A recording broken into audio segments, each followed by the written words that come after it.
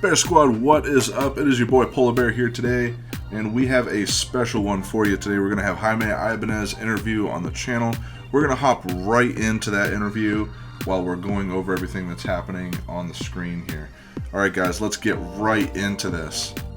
Alright guys, so here is another one of these videos from our little special thing we've got going on here. Guys, we've got Jaime Ibanez in the house. What's up? What's up, dude? So, I've been solid, man, and it's really awesome. Is that another northern thing that I say that other people don't say? I've never heard that before. Solid, stoked. Oh man, so we actually have talked about it a couple of times, and neither one of us are entirely sure when we met the first time. You say we've been on Facebook, but I'll be honest, I don't remember that. I feel like it might have been a different Jamie or Jaime, or oh my god, what am I doing? I don't know, but I feel kind of bad not remembering when I met you, but I think it was Facebook. It was definitely Facebook, and then you got on YouTube and just went boom! Hello. Boom! So, as a lot of you guys know, you actually edit some of my videos, which is super, super cool, because I reached my limit. Like there was a point that I got to, and I was like, yeah, I can't do much better than this. So and it's pretty easy. Your videos are pretty easy. It takes me probably 4 hours. Really? Yeah. Dude, I actually didn't know that. You do a wonderful job, and a lot of the subs are really happy with it. So I really thank you hardcore for that. Now, how long have you been in full line? Full line since August of 2018. August of 2018. Yeah, sounds like a month and a half now. I mean, not a month and a half. A year and a half? A year and a half. A year and a half. Yeah, so that's epic. And you've got a couple accounts now that are pulling big money, right? Yeah, I don't have a lot of accounts, but the accounts I have right now are solid good accounts. Yeah, I actually think your worst performing account is way better than my worst performing account. My worst one a month, maybe 300. Yeah, so my worst one is, I think, 150 a month. Okay. So that actually comes out, and that actually gives you guys an idea of what you can expect in all reality when it comes to bad accounts. So how much does your best one make? My best one is 700 a week. 700 a week. Yeah, between credit card sales and cash sales is 700 a week. And that one's, I'm not gonna lie, that one's really pulling the weight. It's pulling a lot of the weight. But Jaime, thank you so much for coming on the channel today. I really appreciate it. And let's get right back into this narration. Alright guys, thank you so much for listening to that there. We're going to try to focus on what's happening at hand here. I do apologize, it's going to be sped up a lot because I was there for a pretty significant amount of time and filmed for quite a while. What's going on right now is the snack machine has a dollar bill acceptor on her that takes 1s, 5s, and 10s. At first I thought that was super cool. Now I'm starting to realize it's a really, really bad idea. What it has done is it has A, required me to use $1 coins. B, it's tearing up coin mechanisms because they have to work a lot harder. Every time someone puts a $10 bill in there, that coin mechanism needs to push out way more coins than it normally would. And I just went through an MEI collector, and this is the second crane coin collector that I've put in there. I don't have any spares left. So we need to order some spares, and hopefully that will solve some problems with that. But you guys are going to see as we fill this machine, we weren't able to fill up quite as much as I would have liked to on this machine. We did fill it up quite a bit, but I don't think we really got it to 100%. We just didn't have enough product to get it done. Next week will be worse. It will be a lot worse. I think what I'm going to try to do, actually, I'm not really sure. When I'm done dubbing this, I'm probably going to go out and try to get as much product from BJ's as I possibly can. And I might go back and buy some of the 1 ounce mixed chips, maybe 2 boxes of those, just to try to make up for the difference, because there's gonna be I don't have any Doritos right now, I don't have any TGI Friday chips right now, It's stuff that I would normally have, and I don't have any of them. We got to figure out what I'm going to put in place of them. The Yut sour cream and onion were good on, or Utz or whatever, however you pronounce that. We're good on those, and that's totally fine. But smart food, I'm out of smart food, so I'm really hoping that the store has got those, because I can't order them either. I got onto Sam's Club website, and they're on back order. Everything's on back order with Sam's Club right now. Very difficult to get a hold of what we need. Hopefully in the near future, that problem will go away. I'm hoping in the next couple of weeks I can show you guys. I just ordered one of those pyramid build validators that I've been talking about with the nayax VPOS touch on it. Very, very excited about that. Can't wait to install one of those babies. It's going to be sweet. I'm trying to figure out what we're going to do with the AP machine that was here before this one, because that machine I had to drill holes in for the old style of VPOS touch, and I'm going to be installing one of these build validators on it, so I don't know, we're going to have to deal with it. You can see after every row that I finish, I go ahead and I make sure I enter everything in vendsoft and in the MoMA app. This takes a pretty serious amount of time, so I try to do the vendsoft app at home and the MoMA app on site. That's the easiest way for me to do it. Anyways, I was talking to my buddy Jaime, and he does the MoMA app at home as well. I'm not really sure how he does it though. I should probably ask him more about how he does that, because I'm not entirely sure how that takes place. You would have to take notes of how much is in there, and even then it's almost the same. I would imagine it's almost the same as filling it up and just doing it on site, you know. So I'm not really sure what the best course of action is there. I'm sure we'll figure it out. I've been fortunate enough to come and fill this machine during second shifts. I am not entirely sure if they want me there or not with this whole epidemic, but I'm going to continue to do it on second shift and hope that I don't get in any sort of trouble with it. Excuse me. I've got a little bit of a cold, don't worry, it's not coronavirus. But see, we still got 3 rows of Reese's. They've died down on the Reese's a little bit, so we might be breaking that down to 2 rows of Reese's. I think some of the people with sweet tooths have slowed down a bit, just fine. We'll get some more options up in there. I'm having a pretty big issue with the column on the far left, and it's I'm not sure if it's not dropping product. What I need to do is I need to sit there and I need to like try to buy something from it multiple times and see what happens, because people are buying from that column. They're just not a lot of people are buying from that column. It's kind of annoying. So we'll see what happens with it. See where we can go with it. I need to plug in my camera. I just realized it's not plugged in. You can see we're almost at the end of the snack machine. I want to talk to you guys a little bit about the connector on this dude. The VPOS Touch, you need like a 6-foot connector or something. I'm not really sure what. I've tried explaining it to Nayax, and I'm not sure they totally understood what I was trying to say. They make an extension cable for the MDB, and that works fine. But I've noticed that it doesn't seem to work properly without the DEX cable. Like I can't clear the cache box without the DEX cable hooked up. I've tried explaining this, but I'm not sure that I was able to communicate correctly what the problem was. So I'm hoping I can have this conversation again with somebody.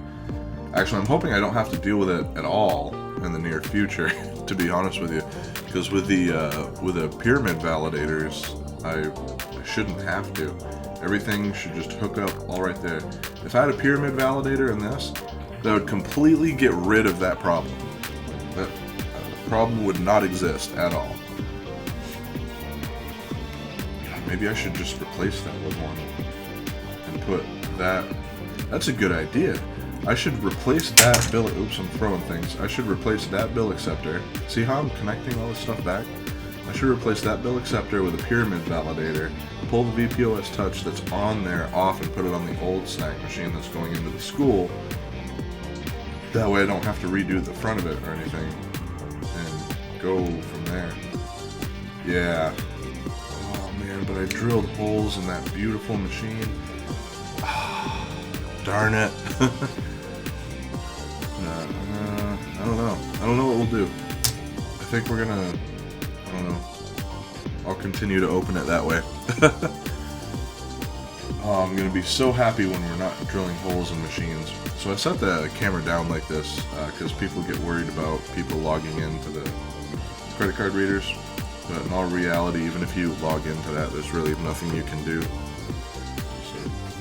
So, these are my refund request slips. I'm counting out some money and placing them with all the request slips to make sure that everyone gets their money back and everyone is happy. I fold them up, give them to a designated person to deliver them, and that's how that whole thing works. It works really, really well. My customer feedback, the customers are super happy that that happens, and people aren't afraid to use anything in the vending machines that's they're not afraid of losing their money. They're not afraid of the way that things are handled. I know that was a serious problem with the previous operator. They had a very big problem with getting their refunds. I guess it was a very complicated process and very difficult to do. So a lot of people were just like, I don't need to do it. With this process, it seems to function real quick. We've moved on to the soda machine. You can see something weird happened. I think there was a jam or something with the Monster. This happened at a couple of locations. You'll see in, I'm not sure if it's going to be tomorrow's video or the day after, but you'll see in another video where we had issues with Monster. It was interesting. Getting some film action happening here. We're going to fill everything up and get it all good to go. Sunkist is going to go away soon. We're going to start using Fanta Orange or Crush. I'm not really sure yet. It all depends. I think we're going to start using Fanta Orange though, because I'll be able to order it.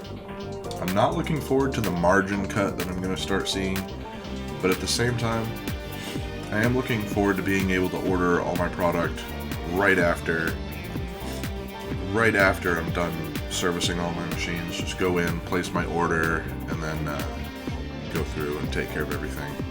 So I am really excited about that.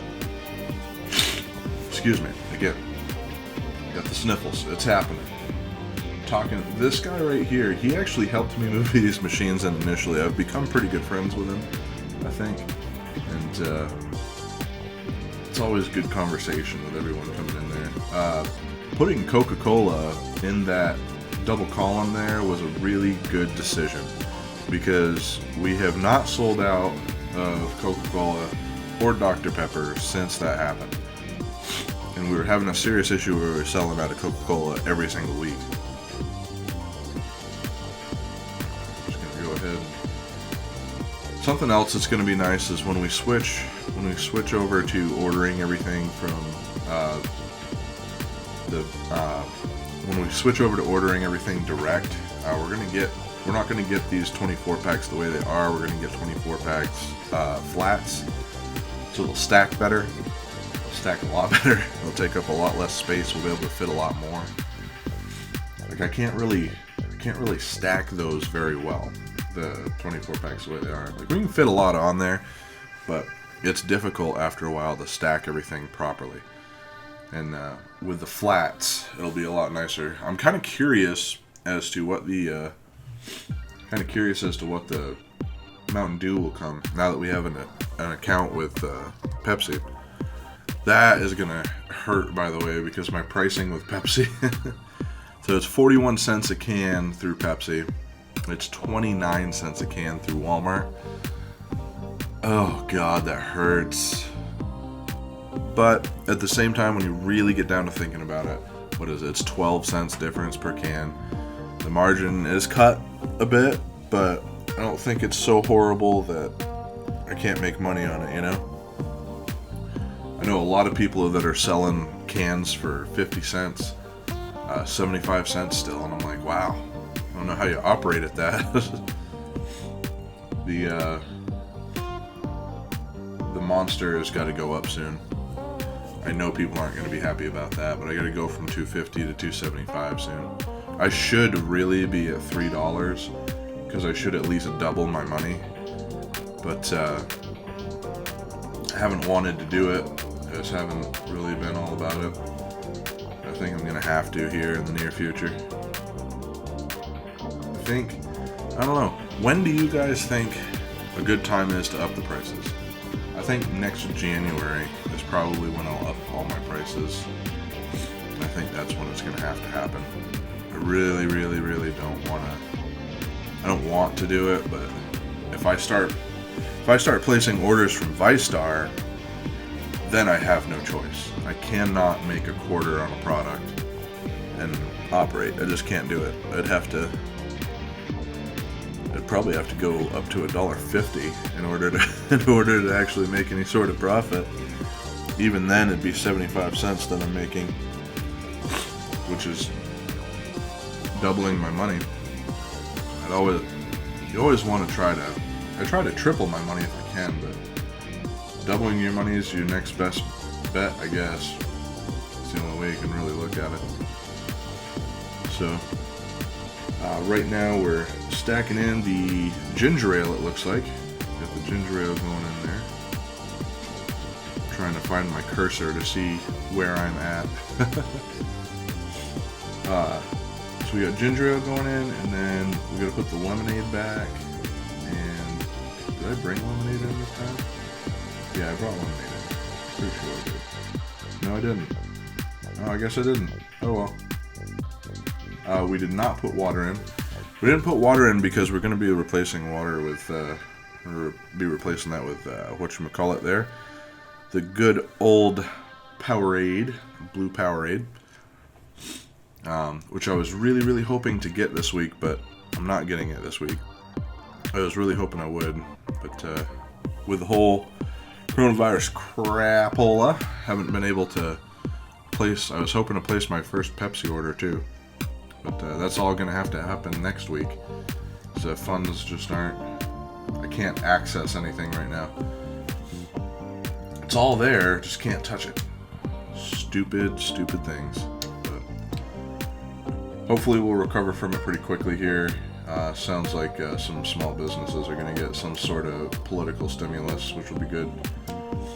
We got did I bring orange soda or I just let it run out?